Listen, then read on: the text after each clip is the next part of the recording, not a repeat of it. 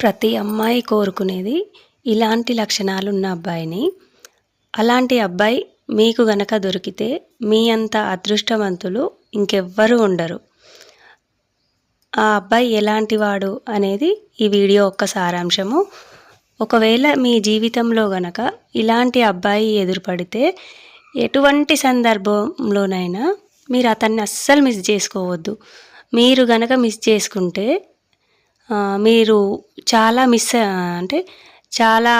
దురదృష్టవంతులన్నమాట. ఇలాంటి అబ్బాయి దొరకడమే అరుదు. మళ్ళీ దొరికిన అబ్బాయిని మిస్ చేసుకుంటే మాత్రం అది మీ ఇష్టం.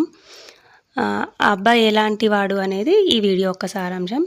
వీడియో చివరి వరకు చూడండి, మొత్తం అర్థమైపోతుంది. కట్ చేస్తే ఈ అబ్బాయి ఒక ఇన్స్టిట్యూట్లో కంప్యూటర్ ఆపరేటరు. ఆ అమ్మాయి ఏమో నేర్చుకోవడానికి ఆ ఇన్స్టిట్యూట్కి వచ్చింది. అలా ఆ అబ్బాయి ఆ అమ్మాయిని చూసి ఇష్టపడ్డాడు. కానీ ఆ అమ్మాయికి ఆ విషయం చెప్పలేదు.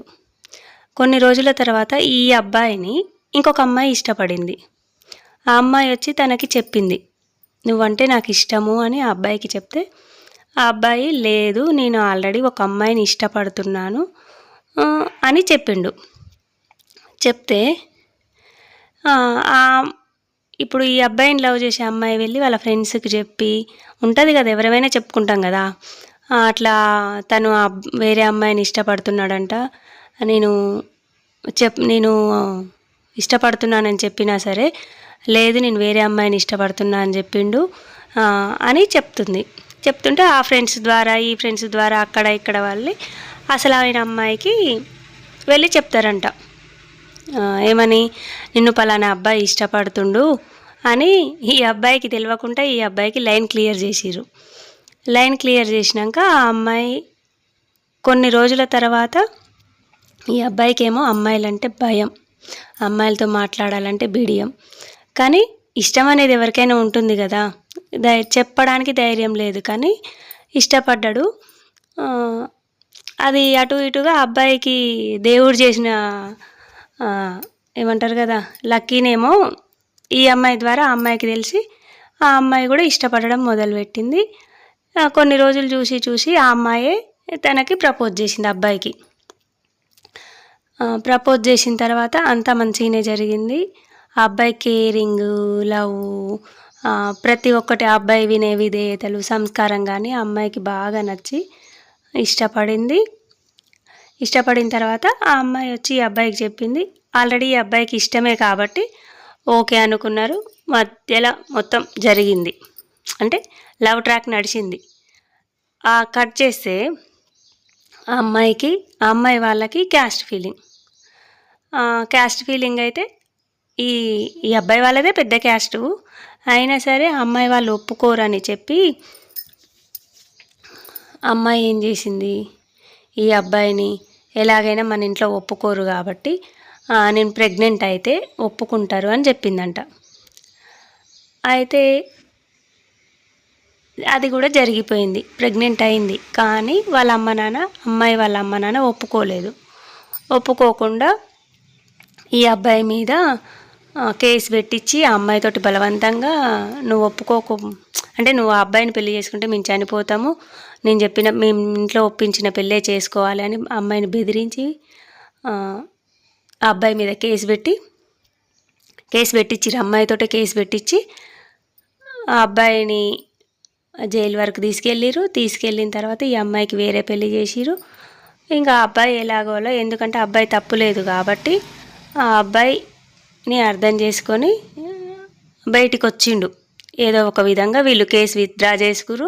అట్లా కాంప్రమైజ్ కుదిరి ఇక నేను అమ్మాయి జోలికి పోను అనే ఈ అబ్బాయిని ఒప్పించి ఆ అమ్మాయికి వేరే పెళ్లి చేసిర్రు అమ్మాయి తల్లిదండ్రులు.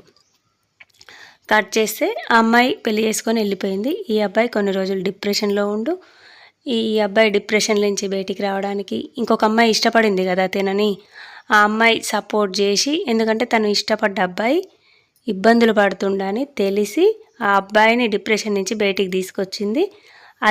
అది ఇంకో స్టోరీలో చెప్తా. అయితే ఈ అమ్మాయి పెళ్లి చేసుకొని వెళ్ళిపోయింది. ఈ అమ్మాయి సంసారం, ఈ అమ్మాయి జీవితం, ఈ అమ్మాయి గడిచిపోతుంది. ఈ అబ్బాయి అయిపోయింది. ఇద్దరికి మధ్యలో కాంటాక్ట్స్ లేవు. ఇక కొన్ని రోజుల తర్వాత ఆ అమ్మాయి కాల్ చేసింది, పెళ్లి చేసుకొని వెళ్ళిపోయిన అమ్మాయి కాల్ చేసింది ఈ అబ్బాయికి. కేసు పెట్టింది, పెళ్లి చేసుకుంది, వెళ్ళిపోయింది. ఆ తర్వాత ఈ అబ్బాయి గురించి ఆలోచించిందా, ఆలోచించలేదా, అమ్మాయి ఎటువంటి సిచ్యువేషన్లో ఉన్నదనేది మనకు తెలియదు. కానీ ఏ విధంగానూ అబ్బాయి యోగక్షేమాలు తెలుసుకోవడానికి అమ్మాయి ప్రయత్నించలేదు. అంటే లోపల ఉందేమో కానీ అమ్మాయికి సోర్సు లేక ప్రయత్నించలేదా ఏ విధంగానో తెలియలేదు. కొన్ని సంవత్సరాల తర్వాత అబ్బాయికి కాల్ చేసింది. కాల్ చేసి మాట్లాడినప్పుడు ఇంకా మా హస్బెండ్ అంటే తనకి మంచి ఇన్కమ్ ఉంది, కానీ నన్నేం పట్టించుకోడు, నాకు ఖర్చులకు ఇవ్వడు డబ్బులు, ఏదన్నా జాబ్ చేయాలి అనిపిస్తుంది కానీ నాకేం చేయాలో అర్థం కావట్లేదు అంటే అప్పుడు ఆ అబ్బాయికి తెలిసిన వాళ్ళ ద్వారా ఒక జాబ్ ఇప్పిస్తాడు. ఒక జాబ్ ఇప్పించి ఆ అమ్మాయి జాబ్ చేసుకొని ఉండే విధంగా ఒక జాబ్ అయితే ఇప్పించిండు. ఎంతమంది ఉంటారు ఇలా? తను ప్రేమించి మోసం చేసి వెళ్ళిపోయిన అమ్మాయి మళ్ళీ తిరిగి వచ్చి బాధలో ఉందంటే హెల్ప్ చేసే అబ్బాయిలు ఎంతమంది ఉన్నారు? కామెంట్ చేయండి. ఇలాంటి మరిన్ని వీడియోల కోసం మన ఛానల్ని సబ్స్క్రైబ్ చేయండి, వీడియోని లైక్ చేయండి, మీ అభిప్రాయాన్ని కామెంట్ రూపంలో తెలియజేయండి. Thank you for watching. Bye bye.